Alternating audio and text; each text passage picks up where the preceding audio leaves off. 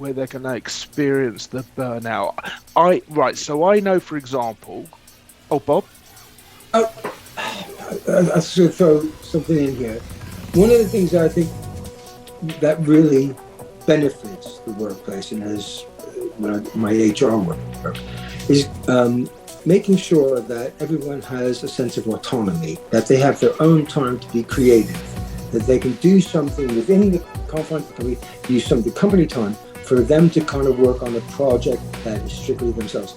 And that increases productivity. I really find that really does increase productivity because they feel like they are being valued. We talked about this earlier.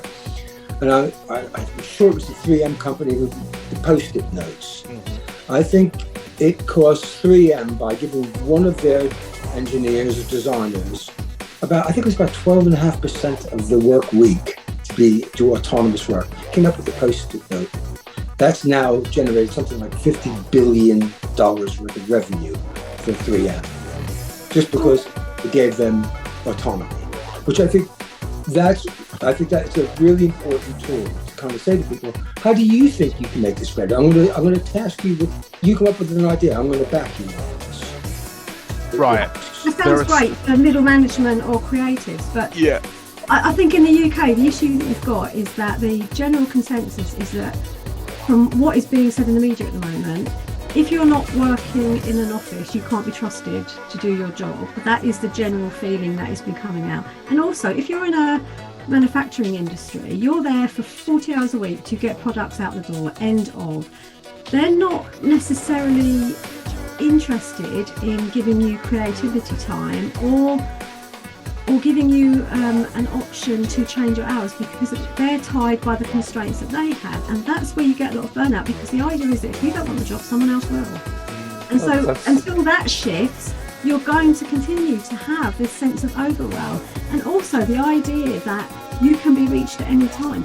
You go to work to live, not the other way around. You shouldn't be looking at your emails before you get to work, and you shouldn't be looking at them after you finish either.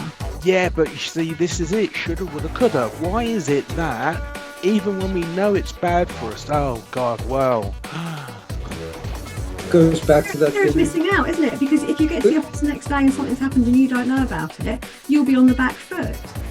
And that's actually management there. They have to say the team that is on overnight will be the ones that deal with that. You'll come in the morning, or you can check your emails just before you leave for work. But the idea that you should be reachable 40 hours a week plus is unsustainable for your mental health.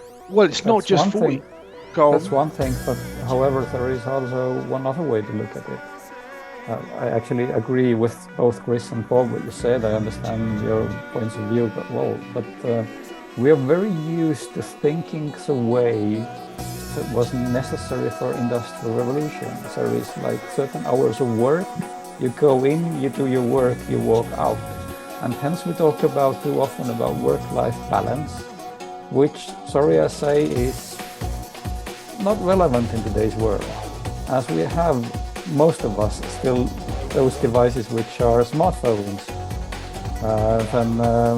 Smartphones actually means that we are connected 24/7.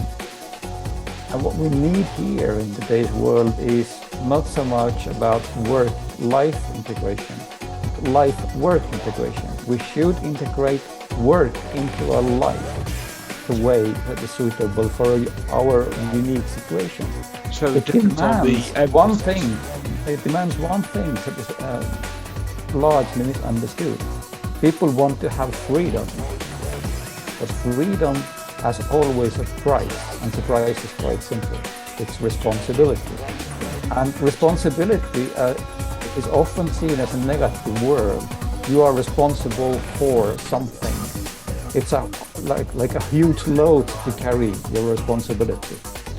But you can look at it a little bit differently. It's ability to respond. And if you have ability to respond, then you can choose how you respond to it, whatever kind of situation.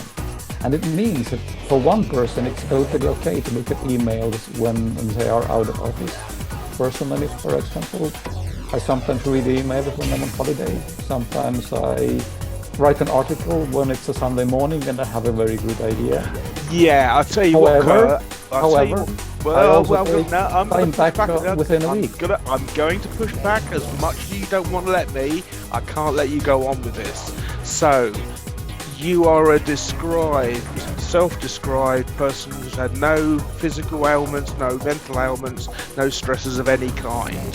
So I don't think that using your experience per se is helpful.